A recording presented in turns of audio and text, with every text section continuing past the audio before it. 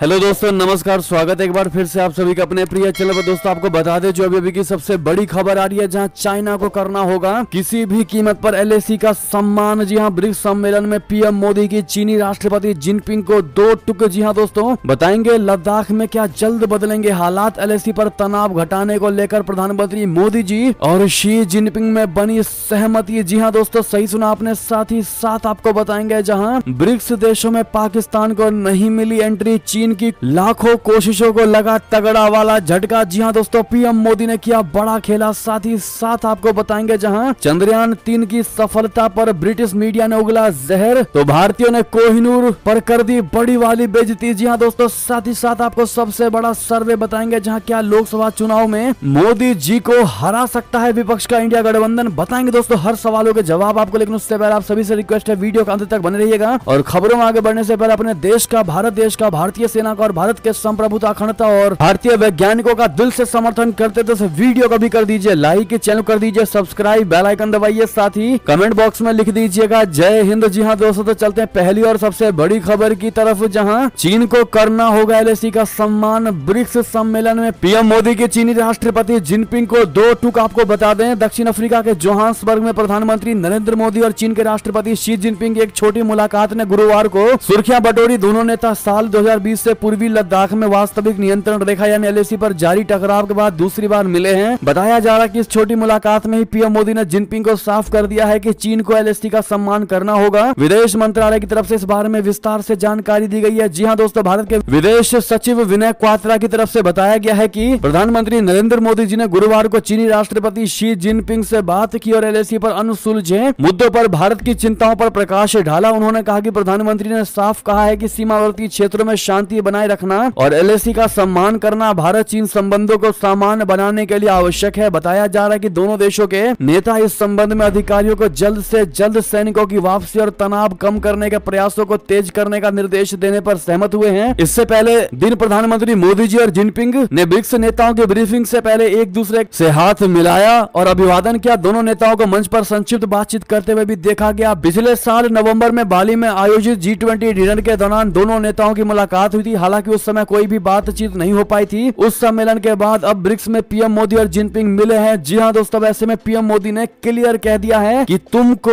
LAC का सम्मान करना ही होगा, जितने भी लॉज नियम है वो फॉलो करने ही होंगे। बहरहाल दोस्तों, अब ऐसे में आपको क्या लगता है, क्या लद्दाख में जल्द से जल्द बदलेंगे हालात? क्या होगी भारत की टेंशन दूर? आपको जो भी लगता हो दोस्तों कमेंट में लिखकर अवश्य बताएगा। या फिर चाइना लातों का ही भूत है, लातों से ही मानेगा? क्या कहती है हमारी भारत की जनता, देखते हैं कमेंट बॉक्स में। चलते हैं अगली खबर की तरफ, जहां ब्रिक्स देशों में पाकिस्तान को नहीं मिली एंट्री, चीन की लाख कोशिशों को लगा तगड़ा वाला झटका। बता दें ब्रिक्स समूह में 6 नए देशों की एंट्री मिली है। 1 जनवरी 2024 से आधिकारिक तौर पर ये 6 नए देश ब्रिक्स समूह का हिस्सा हो जाएंगे। ब्रिक्स समूह में जो 6 देश शामिल किए गए हैं उनमें अर्जेंटीना, मिस्र, इथियोपिया, ईरान, सऊदी अरबिया और संयुक्त अरब अमीरात हैं। इसके साथ ही ब्रिक्स समूह की संख्या 5 से बढ़कर 11 हो जाएगी। इस बीच पाकिस्तान को एक बार फिर बड़ा झटका लगा है। पाकिस्तान ब्रिक्स देशों में शामिल होने की लगातार कोशिश करता रहा है। साथ ही भारत ने उसका पुरजोर विरोध भी किया है। चाइना पाकिस्तान को ब्रिक्स में शामिल करने की वकालत करता रहा है। कंगाली और राजनीतिक अस्थिरता के दौर से गुजर रहा पाकिस्तान ब्रिक्स में शामिल होने की कोशिश करता आया है। हालांकि उसकी कोशिश अब तक तो नाकाम होती आई है। पाकिस्तान का खास दोस्त चीन ब्रिक्स समूह का एक अहम हिस्सा है। ऐसे में चीन अपने दोस्त पाकिस्तान को इस बार ब्रिक्स सम्मेलन के दौरान समूह का हिस्सा बनाने की कोशिश करता रहा है। हालांकि भारत ब्रिक्स में पाकिस्तान की एंट्री नहीं चाहता है। पाकिस्तान ने आधिकारिक तौर पर ब्रिक्स में शामिल होने के लिए आवेदन तो नहीं किया है, लेकिन उसने कई बार विभिन्न मंचों के माध्यम से इसका हिस्सा बनने की अपनी इच्छा जरूर जाहिर की है। पाकिस्तान ब्रिक्स में एंट्री के लिए क्यों बेचैन है, इसके पीछे कई बड़े कारण है दोस्तों। क्या आप जानते हैं? अगर जानते हैं तो कमेंट में लिखकर अवश्य बताइएगा। 2 कारण बताइए कि पाकिस्तान क्यों बेचैन है ब्रिक्स में शामिल होने के लिए। देखते हैं हमारी जनता जो हमें लगातार हमारी खबरों को देखती है वो अब कितना इंटरनेशनल पॉलिटिक्स को समझ पाई है, बताइएगा जरूर दोस्त। हम आपके एक एक कमेंट को पढ़ेंगे। चलते हैं अगली खबर की तरफ, जहां चंद्रयान 3 की सफलता पर ब्रिटिश मीडिया ने उगला जहर। भारतीयों ने कोहिनूर मांग कर दी उसकी बोलती बंद। जी हां दोस्तों, एक तरफ भारत के मून मिशन बोले तो चंद्रयान 3 की सफलता पर पूरी दुनिया उसके साथ खड़ी होकर तालियां बजा रही है, तो वहीं दूसरी तरफ कुछ लोग होते हैं दोस्तों जो खुशी बर्दाश्त नहीं कर पाते। जी हां, दूसरी तरफ ब्रिटिश मीडिया अलग ही रोना रो रहा है। ब्रिटिश मीडिया की माने तो चंद्रयान 3 की सफलता के बाद भी भारत को यह नहीं भूलना चाहिए कि उसे किस हद तक विदेशों से आर्थिक मदद मिलती है। साथ ही साथ भारत अपने गरीबी को भूलकर चंद्रयान 3 की सफलता का जश्न मना रहा है। जैसे ब्रिटिश मीडिया की तरफ से ये बातें कही गई, भारतीयों की तरफ से उसकी क्लास लगा दी गई। जी हाँ दोस्तों, हमारे आपकी तरह ही भारतीय भारत के खिलाफ किसी के बयान को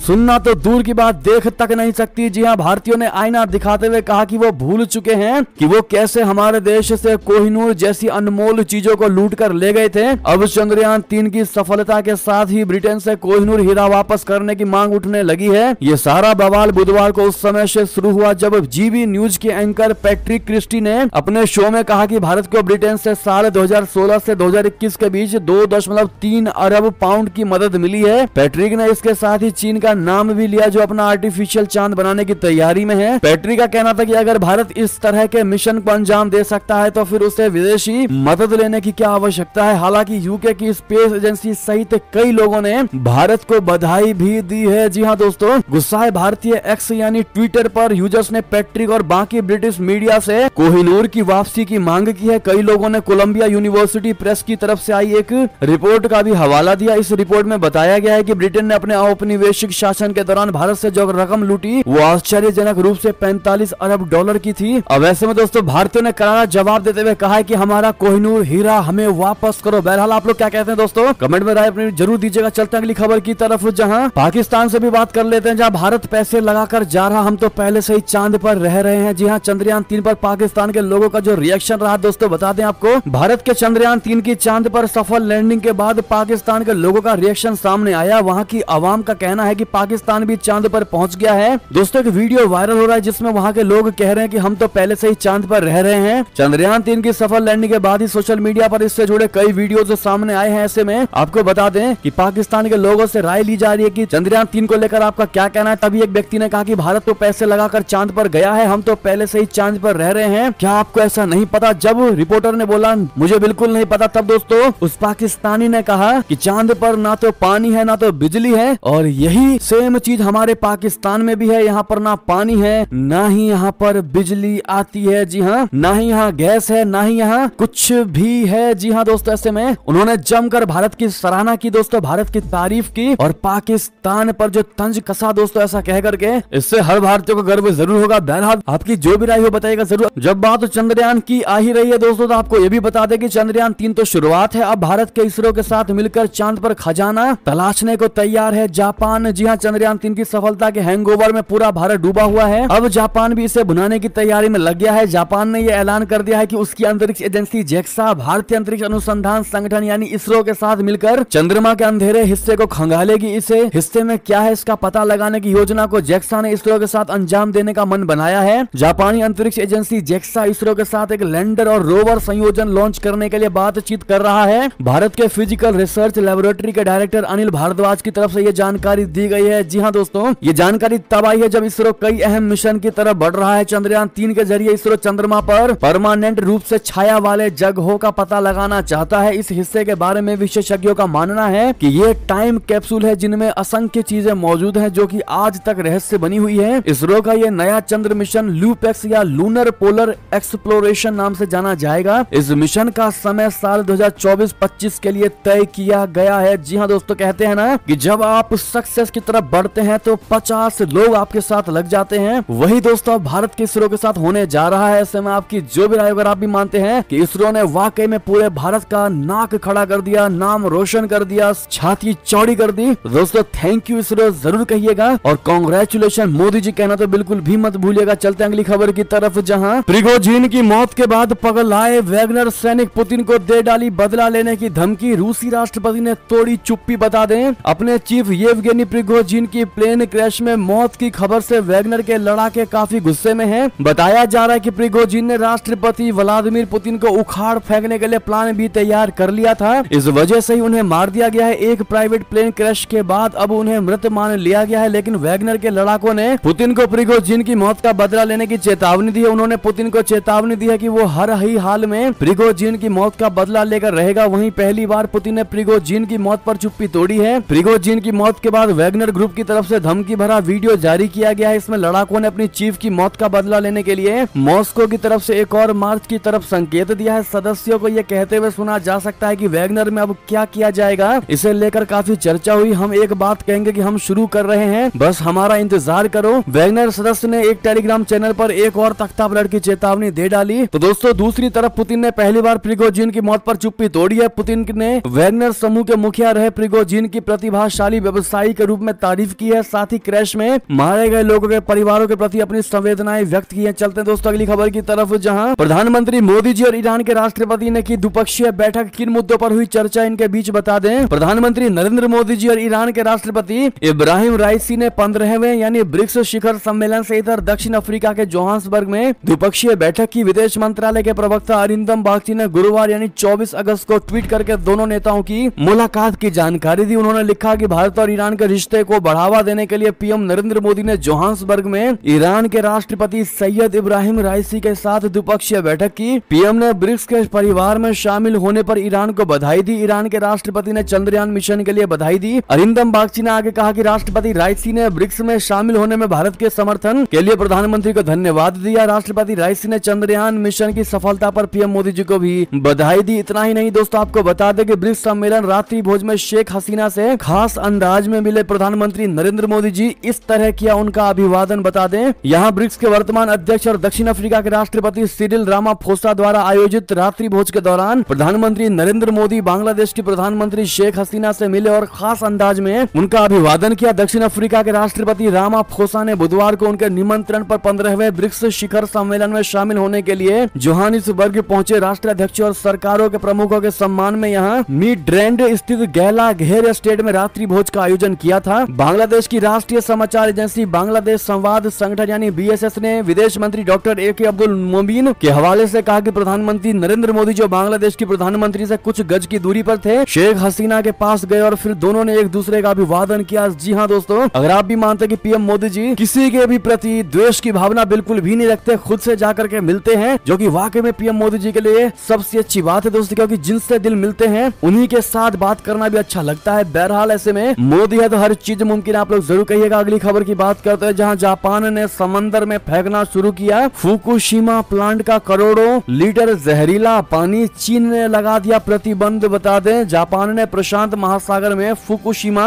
न्यूक्लियर प्लांट का रेडियो एक्टिव पानी छोड़ना शुरू कर दिया है। इस पानी का इस्तेमाल जापान अपने न्यूक्लियर पावर प्लांट में रिएक्टर्स को ठंडा रखने के लिए करता था। जापान सरकार को समंदर में पानी छोड़ने के लिए IAEA की अनुमति मिली थी। स्थानीय समय के मुताबिक दोपहर 1:03 पर यह प्रक्रिया शुरू की गई। पहले दिन करीब 2 लाख लीटर पानी छोड़ा जाएगा, इसके बाद इसे बढ़ाकर 4,60,000 लीटर कर दिया जाएगा। जी हाँ दोस्तों, हालांकि जापान के पड़ोसी चाइना और दक्षिण कोरिया में इस फैसले का विरोध शुरू हो गया है। चीन ने जापान के सभी जलीय उत्पादों पर प्रतिबंध लगाने की घोषणा भी कर दी। अगली खबर की बात करते हैं, जहां अब दुश्मनों की खैर नहीं, एक ही हमले में काम तमाम। जी हाँ, स्वदेशी अस्त्र मिसाइल की जो खूबी है आपको बता दे, हल्के लड़ाकू विमान तेजस ने हवा से हवा में मार करने वाले स्वदेशी बियॉन्ड विजुअल रेंज मिसाइल अस्त्र का सफल परीक्षण किया है। परसों गोवा तट पर करीब 20,000 फुट की ऊंचाई पर विमान से सफलता पूर्वक मिसाइल दागी गई। रक्षा मंत्रालय ने कहा कि परीक्षण सटीक रहा और इसके सभी उद्देश्य पूरे किए गए। अत्याधुनिक सुपरसोनिक मिसाइल हवा से हवा में मार करने वाली ये मिसाइल लक्ष्यों को भेदने और नष्ट करने में सक्षम है। ये मिसाइल एक ही बार में दुश्मनों का काम तमाम कर देगी। इससे रक्षा अनुसंधान और विकास प्रयोगशाला और DRDO की अन्य प्रयोगशालाओं द्वारा डिजाइन और विकसित किया गया है। साथ ही साथ दोस्तों एक और खबर की बात करें, जहां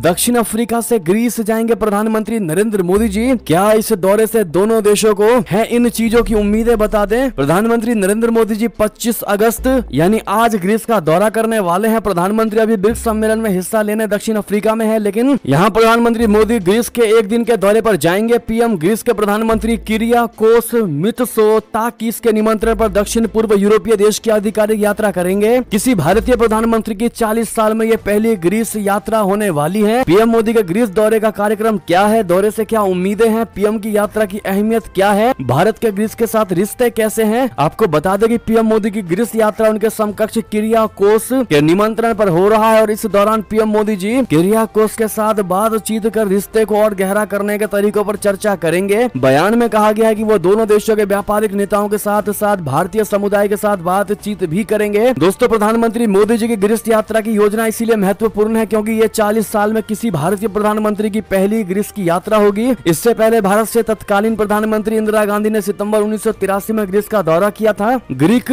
प्रधानमंत्री के साथ भारत मुलाकात के बाद कई समझौतों पर हस्ताक्षर किए जाने की उम्मीद है। दोनों नेता व्यापार, निवेश, शिपिंग, आव्रजन, संस्कृति और रक्षा सहयोग सहित विभिन्न मुद्दों पर ध्यान केंद्रित करेंगे। साथ ही साथ दोस्तों बात कर लेते हैं एक और बड़ी खबर की, जहां इमरान खान को लगा तगड़ा वाला झटका। हिंसा मामले में अदालत ने दिया गिरफ्तार करने का बड़ा आदेश। जी हां, पाकिस्तान के पूर्व प्रधानमंत्री इमरान खान की मुश्किलें कम होने का नाम नहीं ले रही हैं। 70 साल के इमरान खान को पाकिस्तानी अदालत की तरफ से एक और झटका लगा है। कोर्ट ने 9 मई को लाहौर कोर कमांडर के घर में हुई तोड़फोड़ के सिलसिले में जेल में बंद पूर्व पीएम को गिरफ्तार करने और जांच करने की पुलिस को इजाजत दे दी है। पाकिस्तानी तहरीक इंसाफ के अध्यक्ष इमरान खान को इस महीने की शुरुआत में तोशाखाना भ्रष्टाचार मामले में दोषी ठहराए जाने के बाद पंजाब प्रांत की अटक जिला जेल में रखा गया है। चलते हैं दोस्तों अगली खबर की तरफ, जहां जयशंकर जी ने श्रीलंका में तमिल समुदाय के मुद्दों पर की बात। 13A पूरी तरह लागू करने की वकालत की। जी हां दोस्तों, श्रीलंका में तमिल समुदाय से जुड़े 13वें संविधान संशोधन को पूरी तरह से लागू करने को लेकर राष्ट्रपति रानिल विक्रमसिंघे कई बार बयान दे चुके हैं। तो वहीं अब भारत के विदेश मंत्री जयशंकर जी ने इस पर बयान दिया। उन्होंने श्रीलंका में 13वें संविधान संशोधन को लागू करने के महत्व के बारे में बताते हुए कहा कि यह सुलह समझौता प्रक्रिया अल्पसंख्यक तमिल समुदाय की समानता,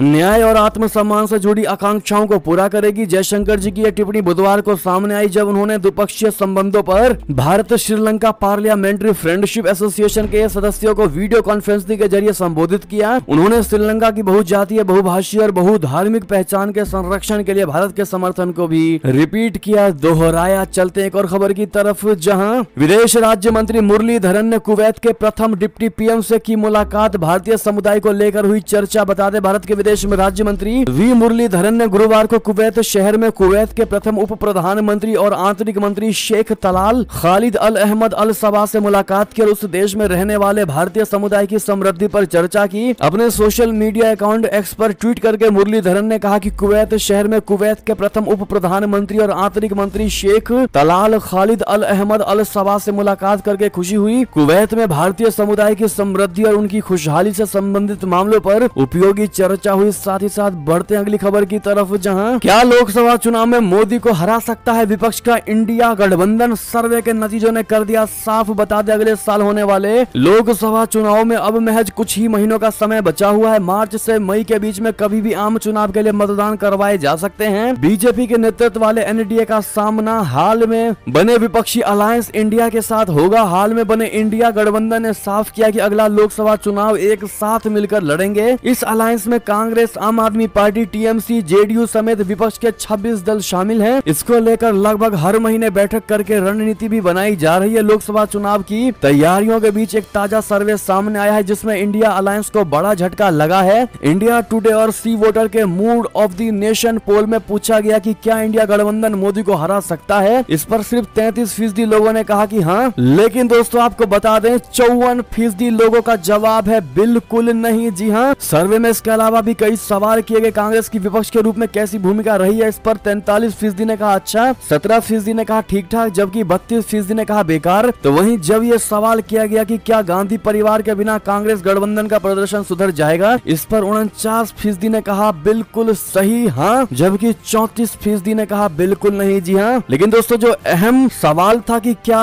इंडिया गठबंधन मोदी को हरा पाएगा, तो दोस्तों 54% लोगों ने कहा कि बिल्कुल नहीं, यानी कि मेजोरिटी ऑफ द पीपल कहती है कि मोदी को किसी भी कीमत पर इंडिया गठबंधन जो विपक्ष द्वारा बनाया गया अलायंस गठबंधन है वो हरा नहीं पाएगी। बहरहाल दोस्तों, अगर हम आपसे ये सवाल पूछें कि क्या विपक्ष की इंडिया गठबंधन मोदी को हरा पाएगी, तो दोस्तों आप लोग क्या जवाब देंगे कमेंट में भारी मात्रा में बताइएगा। हम आपके एक एक कमेंट को पढ़ेंगे और आज जितना ज्यादा हो सके इस सवाल के लिए इस वीडियो को व्हाट्सएप, फेसबुक, ट्विटर पर दोस्तों भाइयों में शेयर जरूर कर दीजिएगा। अगली खबर की बात करते हैं, जहां कारगिल में राहुल गांधी ने कहा कांग्रेस नहीं भाजपा का डाउनफॉल हुआ, हम चारों राज्यों में चुनाव जीतेंगे। जी हाँ, लद्दाख के कारगिल में कांग्रेसी सांसद राहुल गांधी ने दावा किया है कि कांग्रेस नहीं भाजपा का डाउनफॉल हो रहा है। इसके साथ उन्होंने दावा किया कि कांग्रेस सभी 4 राज्यों मध्य प्रदेश, राजस्थान, छत्तीसगढ़ और तेलंगाना में विधानसभा चुनाव जीतेगी। तब आप देखना किसका और डाउनफॉल हुआ है। लद्दाख के कारगिल में मीडिया के सवालों का जवाब देते हुए वायनाड कांग्रेसी सांसद राहुल गांधी ने कहा कि अभी आपने बोला कांग्रेस का डाउनफॉल हुआ,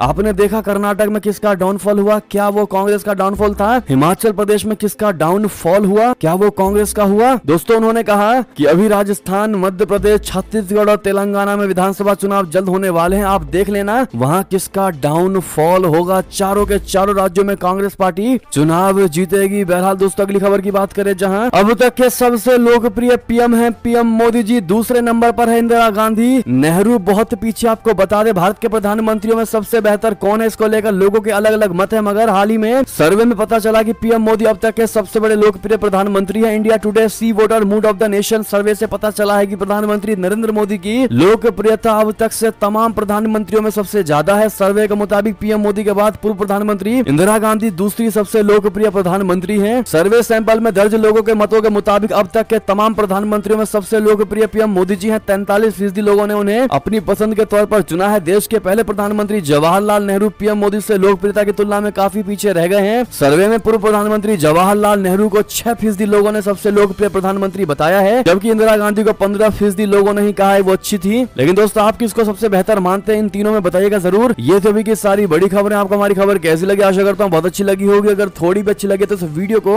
अभी अपने भाई बंधुओं में व्हाट्सएप, फेसबुक, ट्विटर के जरिए पूरे भारत में शेयर करना बिल्कुल भी मत भूलिएगा। और अभी कर दीजिए इस वीडियो को लाइक, चैनल को कर दीजिए सब्सक्राइब, बेल आइकन दबाइए, साथ ही कमेंट बॉक्स में लिख दीजिएगा जय हिंद जय भारत। और यहाँ तक